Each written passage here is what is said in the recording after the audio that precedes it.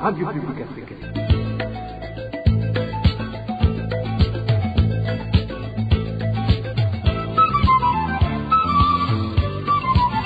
Radio Publique Africaine.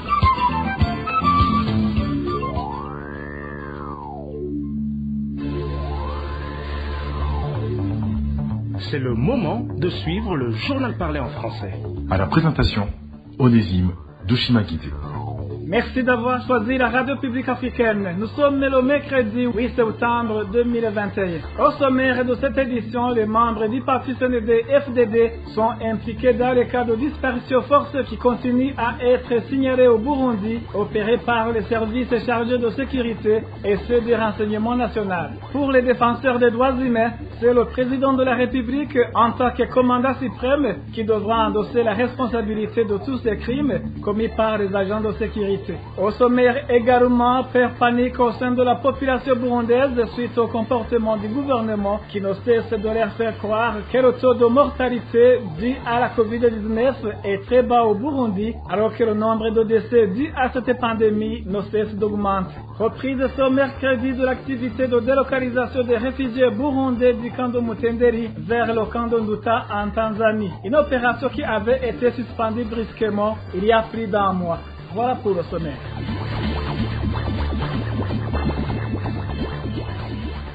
Ouvrons cette édition sur la page Droits de l'homme et le traitement des 19 combattants du raid de Tabara est en violation de différents textes tant nationaux qu'internationaux relatifs à la détention et plus particulièrement à la détention des prisonniers de guerre. Analyse faite par le juriste Janvier Bigirimana. Ce défenseur des droits humains appelle les autorités burundaises à respecter la loi et permettre à ces combattants lui remis par Kigali d'avoir un procès équitable. Suivez Maître Janvier Bigirimana. L'article 14 de cette convention de Genève relative au traitement des prisonniers de guerre de 1949 qui lie l'État du Burundi pour l'avoir ratifié, précise que les prisonniers de guerre ont le droit en toutes circonstances au respect de leur personne et de leur honneur. C'est-à-dire que la Convention de Genève en question oblige les États qui détiennent des prisonniers de guerre de tout faire pour que l'intégrité physique et morale de ces prisonniers soit garantie, soit maintenue intacte. Et aujourd'hui, on ne peut ne pas avoir des inquiétudes quant au sort de ces prisonniers lorsque les membres de leur famille ainsi que les avocats n'ont jamais eu contact avec ces prisonniers. Au niveau du droit national, que ce soit la Constitution de la République du Burundi, mais aussi le Code pénal et le Code de procédure pénale, il existe des garanties qui doivent être respectées à l'endroit de la personne qui est détenue et nous demandons que le gouvernement du Burundi, plus particulièrement les autorités au niveau de l'exécutif mais aussi au niveau judiciaire, puissent faire chacune en ce qui la concerne pour que les prisonniers de guerre qui ont été remis par le Rwanda puissent entrer en contact le plus tôt possible avec leurs familles, mais aussi avec les avocats pour qu'ils puissent se défendre et qu'ils puissent être détenus dans des conditions légales parce que aucune loi ne permet à ce qu'un État détienne des prisonniers ou d'autres personnes qui sont privées de liberté dans des conditions clandestines et c'est une violation grave du droit international humanitaire, en particulier la Convention de Genève relative au traitement des prisonniers de guerre, mais aussi du droit burundais, parce que les dispositions pertinentes de la Constitution ainsi que du Code pénal et du Code de procédure pénale ont été violées. Les 19 combattants du raid de Tabara ont été remis aux autorités burundaises en date du 30 juillet cette année. Depuis leur arrivée au Burundi, personne ne connaît où ils sont détenus et l'état de leur dossier. Garant de la remise, le mécanisme conjoint de vérification élargi MCVE a refusé de s'exprimer sur ce dossier. Toujours en page droits de l'homme, les membres du parti CNDD-FDD sont impliqués dans les cas de disparition forcée de gens, des disparitions qui continuent à être signalées au Burundi et qui sont opérées par les agents du service national de renseignement. À titre illustratif, il s'agit du cas d'un certain bon-fils Migabo qui est sans trace depuis le 6 août dernier, au moment où il répondait à un rendez-vous avec une personne qui lui apportait un message. Le point avec Elodie Diveremish. Cette voix est celle de l'un de ceux qui ont alerté pour la disparition de Bonfils Migabo. Il interpelle les autorités du pays et la commission CNIDH de leur aider à retrouver la victime. C'était sur les ondes de la RPA en date du 27 août dernier. Bonfils Migabo, qui fut un détenu de la prison centrale de Mhimba, a été enlevé au moment où il venait de passer quelques mois en liberté suite à la récente grâce présidentielle. La personne qui alertait les autorités et la CNIDH avait déclaré que le jour de son enlèvement, Bonfils Migabo était parti pour un rendez-vous avec quelqu'un. Migabo a reçu un coup de téléphone d'un détenu de la prison centrale de Mhimba du nom de Ferdinand Ngendabanyikwa. C'était son ami de longue date. Il lui parlait d'une personne qui allait l'aider à sortir de la prison moyennant bien sûr de l'argent. Migabo jouait donc l'intermédiaire car c'était lui qui allait lui amener cet argent. Il était en contact avec un colonel. Jeudi le 5 août, il a reçu un appel d'un agent de transmission de ce colonel. Il lui a demandé 500 000 francs burundais pour le traitement du dossier de ce détenu pour qu'il soit relâché. Il est parti vendredi le 6 et il n'est plus revenu.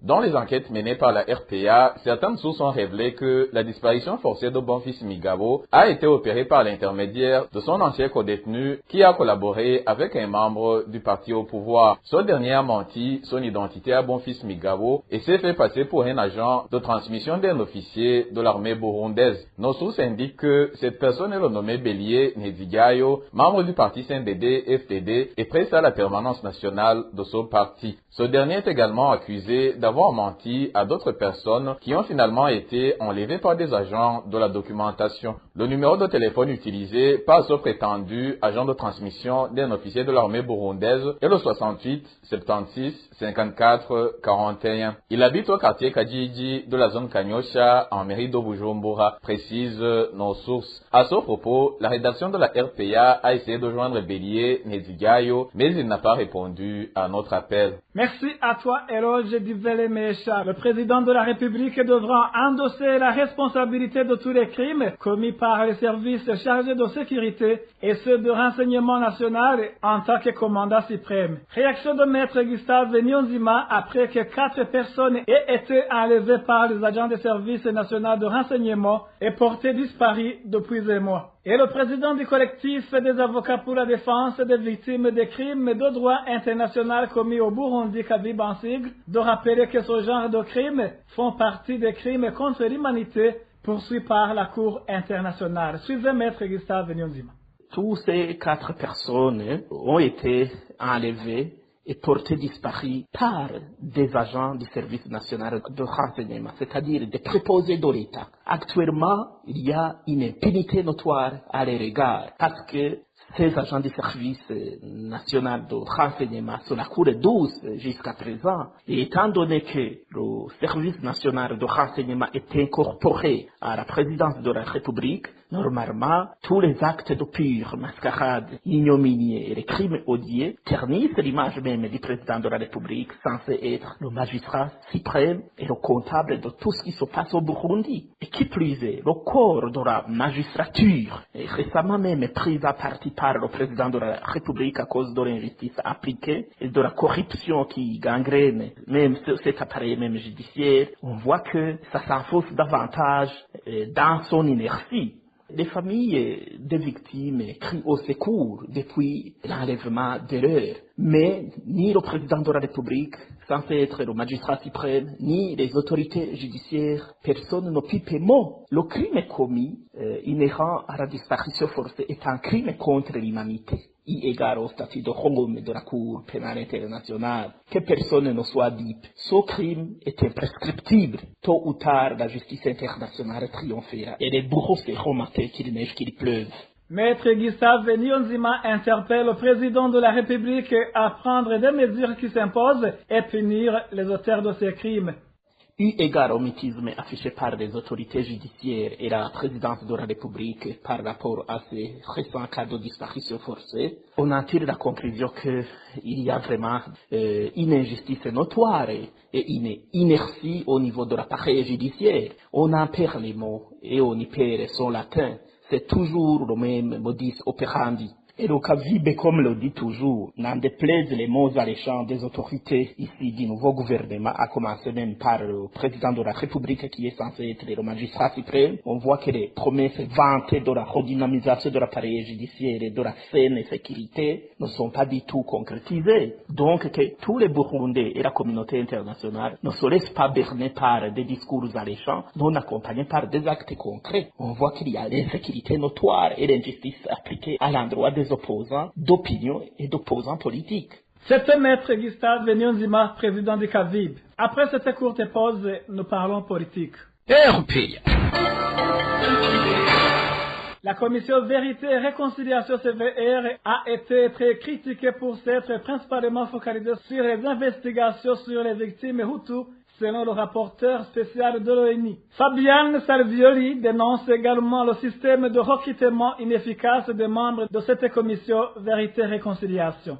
Émile Nibasumba. Les représentants de la société civile n'ont pas été recrutés pour être membres de la commission Vérité et Réconciliation, dénonce Fabian Salvioli, qui indique que cela signifie que sa recommandation n'a pas été mise en œuvre. Une autre recommandation qui n'a pas été exécutée, selon le rapporteur spécial de l'ONU, c'est que les familles des victimes n'auraient pas été consultées, même à propos des restes de leurs proches. Les membres de la société civile et les familles des victimes ont été écartés dans les activités de la CVR, poursuit le rapporteur spécial sur la promotion de la vérité, de la justice, de la réparation et des garanties de non-répétition. Aucune avancée n'a été non plus remarquée à propos de la recommandation d'organiser une formation ciblée sur les questions de genre pour les membres de la commission et de veiller à ce qu'une perspective de genre soit correctement intégrée dans ses activités. Dans son rapport publié en marge de la 48e session du Conseil des droits de l'homme, le rapporteur spécial de l'ONU, Fabian Salvioli, souligne également qu'en novembre 2018, la composition de la CVR a changé pour inclure la majorité des commissaires qui ont des liens politiques avec le gouvernement, ce qui a érodé sa crédibilité, selon Fabian Salvioli. Selon lui, la commission a été critiquée pour s'être principalement concentrée sur les victimes Hutus dans ses investigations. Dans son rapport lié à la prochaine session du Conseil des droits de l'homme programmée depuis lundi prochain, le rapporteur spécial de l'ONU exhorte aussi le gouvernement burundais à se dépêcher pour adopter des mécanismes judiciaires, des mécanismes capables de poursuivre les différents crimes contre l'humanité commis dans le passé. Merci à toi aussi, Emile Nibasumba. En page gouvernance, c'est honteux de voir que les militaires burundais ne sont plus approvisionnés en tenue et autres besoins, alors que l'armée dépend d'un des ministères qui reçoivent un budget important pour leur fonctionnement.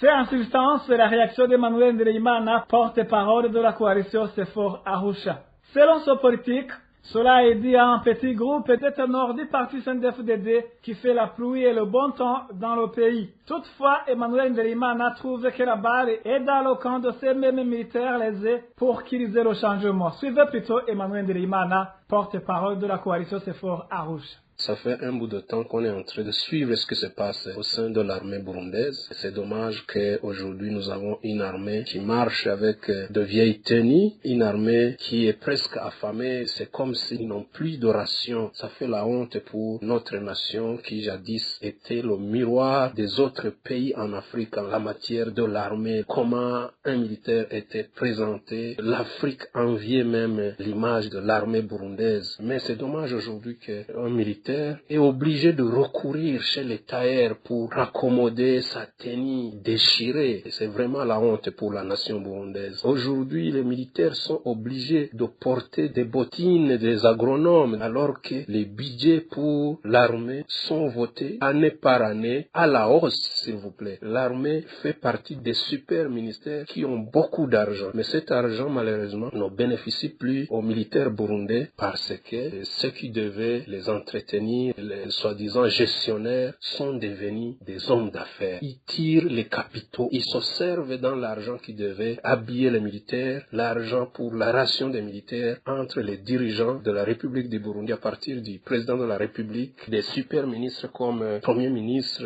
Alain Guillaume Bunyoni, le ministre de l'Intérieur Gervais Ndirakobucha, avec la complicité du chef d'état-major Prime Niyongabo. Voilà comment comment l'argent alloué aux forces de la défense, au lieu de servir ce qu'il devait servir et partager entre des individus qui sont devenus des super riches, des millionnaires, des milliardaires, ils privilégient leurs images personnelles au détriment de notre armée nationale. Mais pourquoi ces militaires acceptent de vivre dans une telle honte? C'est parce que on les a toujours miroité que si tu lèves ton doigt pour dénoncer ce qui ne va pas, tu ne feras pas partie des gens qui vont aller en Somalie pour gagner des dollars là-bas. Alors même ces militaires ont contribué dans cette honte. Quand le gouvernement, quand ceux qui sont censés gérer le pays ne respectent plus les normes de la République, ne respectent plus les principes de la démocratie, c'est à l'armée de se lever pour remettre les choses en ordre. Notre armée devait se lever pour mettre fin à ces malversations. Cette réaction d'Emmanuel Ndereimana intervient après les grognes des militaires qui disent qu'ils portent actuellement des tenues et bottines déchirées en plus de s'être vu retirer certains avantages sans aucune explication. En page éducation, le 8 septembre de chaque année, le monde entier célèbre la journée dédiée à l'alphabétisation. Le thème choisi cette année par l'UNESCO est l'alphabétisation pour une reprise axée sur l'humain afin de réduire la fracture numérique. Cette journée est célébrée au moment où les récentes statistiques de l'ISTEBU montrent que plus d'un tiers de la population burundaise ne sait ni lire ni écrire. Le point avec Roger Kwizera. Alors que nous célébrons cette journée internationale, l'UNESCO voudrait inviter tous les acteurs du monde de l'éducation et au-delà à se mobiliser pour l'alphabétisation des jeunes, des adultes et des femmes, pour qu'eux aussi aient le droit d'être libres et de rêver. Tel est l'appel lancé par Audrey Azoulay, directrice générale de l'UNESCO, à l'occasion de la journée internationale de l'alphabétisation. En marge de cette journée, l'UNESCO compte établir les façons dont l'alphabétisation peut continuer à bâtir un fondement solide pour une reprise accessible. La priorité pour cette année est de mettre en avant les interactions entre l'alphabétisation et les compétences numériques dont ont besoin les jeunes et les adultes non alphabétisés. Cependant, reprise sans tableau de bord social et public en 2019 par l'Institut des statistiques ISTEBU montre qu'une bonne partie de la population burundaise est analphabète. En effet, jusqu'en 2019, 38,01% des Burundais âgés de 15 à 64 ans ne savaient ni lire ni écrire. De façon générale, les hommes sont pris alphabétisés avec 65,5% de la population contre 56,9% de femmes malgré l'amélioration de la scolarisation des enfants et des programmes d'alphabétisation des adultes. C'est toujours ce tableau de bord de 2019. Les provinces qui enregistrent les taux les plus élevés d'alphabétisation sont Bujumbura Mairie avec 82,6%, Bujumbura avec 70,5% et Makamba avec 68,2%. Les provinces les moins alphabétisées, quant à eux, sont Muyinga avec 52,3%, Karusi avec 50,2% et Kirundo avec 48,8%. Tout de même, les chercheurs et les acteurs dans le domaine de l'éducation indiquent que l'instruction est une variable importante qui influence énormément les conditions de vie socio-économique des individus. Il précise que l'accès suffisant à l'information et au savoir est primordial afin de s'investir dans la création du capital à la base. Merci à toi, Eloge Kwizera. Après cette petite transition, nous parlons santé. RPA. La pandémie de Covid-19 fait rage au Burundi. Vieux et jeunes sont tous frappés par ce virus. Pour le moment, une peur panique envahit les citoyens suite au comportement du gouvernement qui ne cesse de leur faire croire que le taux de mortalité est très bas, alors que le nombre de décès dus à cette pandémie ne cesse de croître. Le point avec Francine Mahor.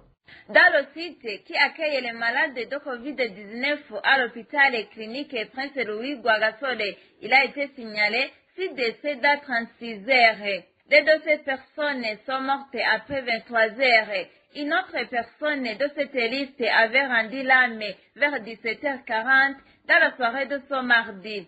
Ce matin, des sources de la RPA signalaient qu'à 10 heures, ce site arrêtait encore 6 personnes en état grave et sous oxygène. Mais vers 15h, l'on a appris que l'une de ces 6 venait de trépasser. La propagation à allure inquiétante de Covid-19 est également signalée dans le district sanitaire de Mabayi en province de Chibitoke. Une source de l'hôpital de ce district signalait ce mardi soir que le district avait recensé plus de 200 cas positifs à l'espace de 2 semaines. En province de Bujumbura, précisément à Kabezi, les cas positifs à la COVID-19 sont signalés en grand nombre chez les enfants à bas âge. Notre source raconte ce qu'il a assisté. Il s'agit d'une famille composée de 4 enfants et leur mère. Tous, dont un nourrisson de quelques mois, ont été testés positifs au Covid-19. La maman disait qu'elle allait appeler son mari pour qu'il fasse aussi le test. Lorsque nous avons quitté le lieu, il n'était pas encore arrivé. Mais tout ce que tu devais savoir, c'est qu'il y avait beaucoup d'enfants qui attendaient les médicaments contre la Covid-19. On leur donnait des sirops. Je dis bien beaucoup d'enfants. La population de la commune Kabezi craint que ces enfants contribuent dans la propagation du virus. La Covid-19 va faire rage dans les bananeries. À Kabezi, elle va tuer beaucoup de gens. Imaginez-vous un enfant de 3 ans malade de la Covid-19. Vas-tu réussir à le maîtriser et le garder confiné dans la maison? Il va sûrement sortir comme il veut. J'ai vu par exemple des enfants qui avaient été testés positifs en train de jouer avec d'autres testés négatifs sans qu'ils ne se soucient de rien. Au nom de Dieu, la Covid va tous nous tuer. Jusqu'à la fin de l'après-midi, la rédaction de la RPA n'avait pas encore été au courant du rapport actualisé sur la situation de la pandémie. La population plaide pour la mise en application des mesures rigoureuses de la part du gouvernement, des mesures barrières qui impliqueraient surtout l'interdiction des grands rassemblements. Toujours à ce même chapitre, certains administratifs en province de Gitega commencent à prendre conscience des risques de la propagation à grande échelle de la pandémie coronavirus.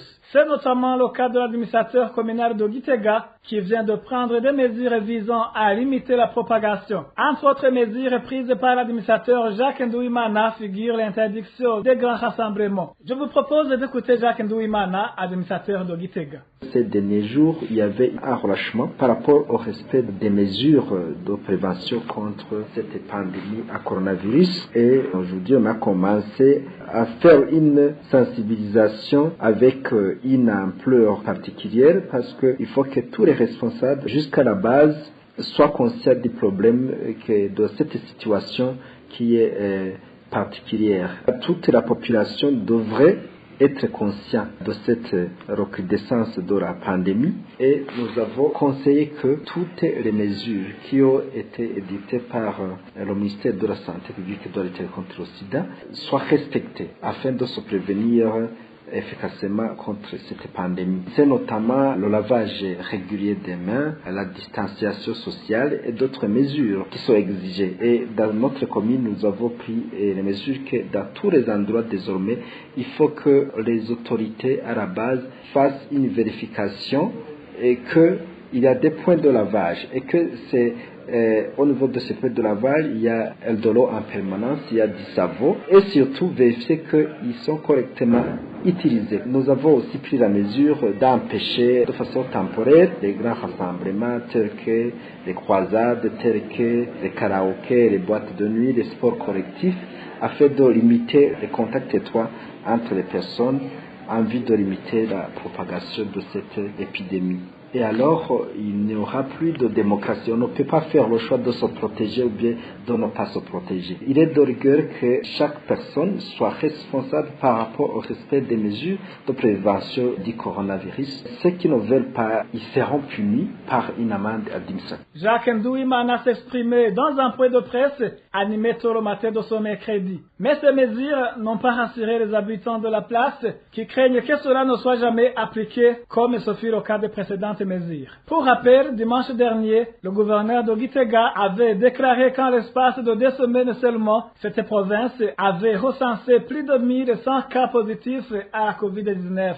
Le dépistage de cette pandémie est toujours lacunaire sur les frontières terrestres au Burundi. Les voyageurs qui utilisent ces frontières indiquent que les tests auxquels ils sont soumis ne constituent qu'une mascarade juste pour dissuader l'opinion. L'une des causes de la propagation continue de la pandémie Covid-19 au Burundi. Le point avec Aimable Nishim. Les voyageurs empruntant les frontières terrestres déplorent la négligence des agents de santé chargés de faire le dépistage de la Covid-19. Selon ces voyageurs, à part la prise de température, aucun autre test n'est effectué avant de passer la frontière. L'un de ces voyageurs décrit la situation sur la frontière burundo-tanzanienne. Ce n'est pas facile. Moi, j'ai récemment voyagé vers la Tanzanie. J'ai vu que les agents de santé ne font pas leur travail convenablement. D'abord, quand tu quittes le pays, tu ne te soumets à aucun test. Le dépistage se fait une fois sur le sol tanzanien. Un test est là aussi qui n'est pas satisfaisant. Une fois l'enregistrement terminé, on vous laisse partir moyennant une somme de 20 000 francs burundais. Selon ces voyageurs, il est regrettable de voir que la plupart du temps, les contaminations sont dues à cette négligence. Imaginez si vous êtes avec quelqu'un testé positif à la Covid-19 dans un véhicule. Vous comprenez bien qu'il va vous contaminer. C'est triste donc de voir une personne qui monte dans un véhicule pour voyager avec les autres sans subir un test de la Covid-19, car pour bien protéger la population contre cette pandémie, il faut que chaque voyageur soit dépisté, surtout pour ceux qui font des va-et-vient dans plusieurs pays. Pire encore, sur ces frontières, les mesures barrières sont bafouées, ce qui ne fait qu'accentuer la propagation de cette pandémie au Burundi. Merci à toi aussi, Aimable Nishim. Et après cette petite pause, nous parlons société. Pénurie de carburant de type essence au chef-lieu de la province Ngozi. Le peu vendu sur le marché noir est à un prix exorbitant et conséquemment, les prix de transport ont augmenté. Eric Nyonzima. Sur toutes les 7 stations du centre-ville d'Ongozi, aucune goutte d'essence ne peut être trouvée depuis samedi dernier. Au marché noir, tout près de la station de Carfan, situé au quartier Louvoyer à côté du garage, un litre d'essence est vendu à 10 000 francs, alors que le prix fixé par le gouvernement est de 2 436 francs en province Ngozi. L'impact de la pénurie commence à se faire sentir. Le prix du ticket pour le transport en minibus Bujumbura-Ngozi est passé de 7 000 à 10 000 francs. Dans les voitures Probox, le ticket est passé de 10 000 à 15 000 francs.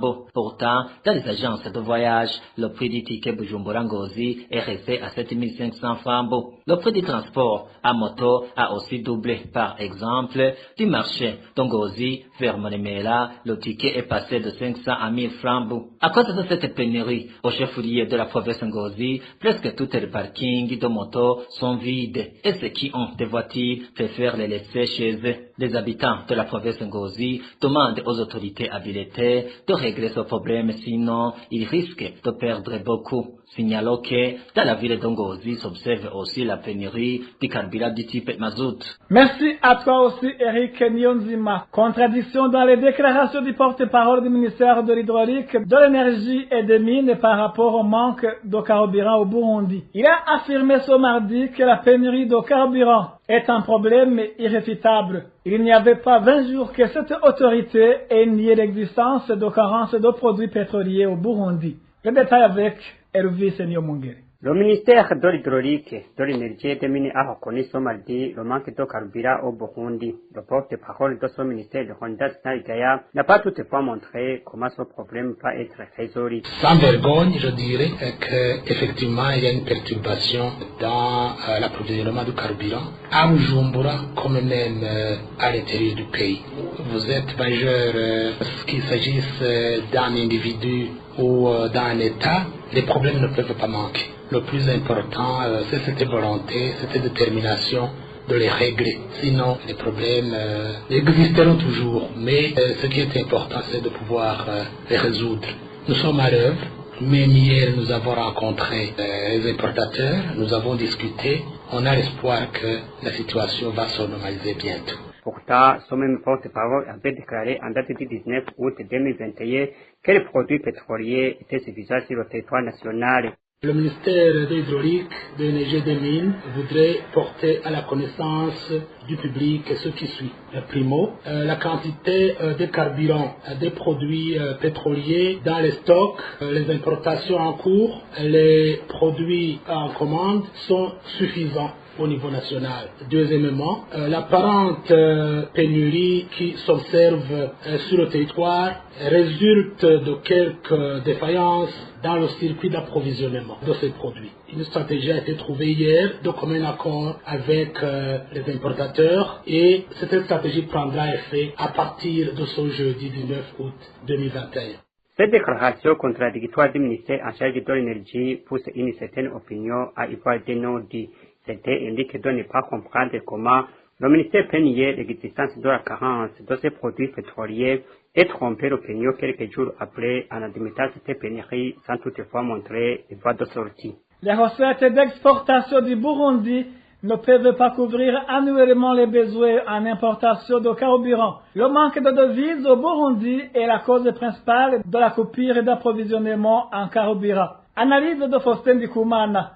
Selon ce spécialiste en économie, le gouvernement devrait faire un effort spécial pour faire face à cette situation de pénurie de carburant, d'autant plus que les contrats dans le secteur minier ont été suspendus. Le carburant, c'est une marchandise stratégique dans le circuit économique. Le carburant, c'est la base. Or, nous ne l'exploitons pas au Burundi. Le carburant est importé. Et au niveau de la capacité d'importation, dans les études antérieures qu'on a consultées, même avant la crise de 2015, on constatait que les recettes d'exportation du Burundi ne pouvaient couvrir annuellement les besoins en importation du carburant. Ça montre que la capacité d'importation du Burundi n'était pas énorme. Et dans ces conditions aujourd'hui où il y a un problème de pénurie de devises, vous comprenez que la situation devient on ne peut plus difficile à tenir. Mais j'imagine que le motif, les mobiles de cette coupure d'approvisionnement serait lié à cette pénurie de devises. Le Burundi souffre d'une pénurie de devises qui perturbe le circuit d'approvisionnement en biens et services importés. Vous savez que le secteur minier était l'un des secteurs qui devait pallier à cette situation de faiblesse d'exportation. Et j'imagine que si, avec les problèmes liés à la suspension des contrats miniers actuellement, cela pourra faire que ce secteur ne contribue plus à mobiliser les recettes d'exportation. Donc la situation peut s'empirer si le gouvernement ne prend pas des mesures, des solutions idoines pour pallier à cette situation. Il faut qu'il y ait un effort spécial de la part du gouvernement. L'économiste Faustin Ndikumana donne certaines voies de solution à la pénurie du carburant tout en conseillant au gouvernement burundais de normaliser ses relations avec ses pairs financiers. Encore une fois, Faustin Ndikumana. Le gouvernement doit faire tout son possible pour renormaliser la situation économique, mobiliser les financements nécessaires pour que la question de devise ne soit plus une question entravant vraiment pour pallier à cette question de manque de devises. Pour trouver solution, il faut que le gouvernement renormalise ses relations avec les partenaires techniques et financiers pour encore une fois bénéficier des appuis substantiels. Le gouvernement doit redorer son image dans le cadre de l'environnement des affaires pour attirer les investisseurs, les investissements directs étrangers, dans le cadre même du partenariat public et privé. Parlons réfugiés pour clore cette édition, reprise ce mercredi de l'activité de délocalisation des réfugiés burundais du camp de Mutenderi vers le camp de Nduta en Tanzanie. Une opération qui avait été suspendue brusquement il y a plus d'un mois. Ces réfugiés déplorent le fait que l'on procède encore une fois à cette délocalisation sans leur fournir aucune explication. Les détails avec Marie-Ange Irakoze. 300 réfugiés burundais du camp de Mutenderi devaient être conduits ce mercredi à Nduta. Selon un communiqué du HCR en collaboration avec le gouvernement tanzanien, les réfugiés qui sont délocalisés en premier lieu sont ceux qui habitent dans les zones J et E. Les bagages de ces derniers avaient été retournés vers Mutenderi lors de la suspension de cette activité à la fin du mois de juillet. Notre source à Mutenderi indique que ces Burundais ont été délocalisés encore une fois sans aucune explication.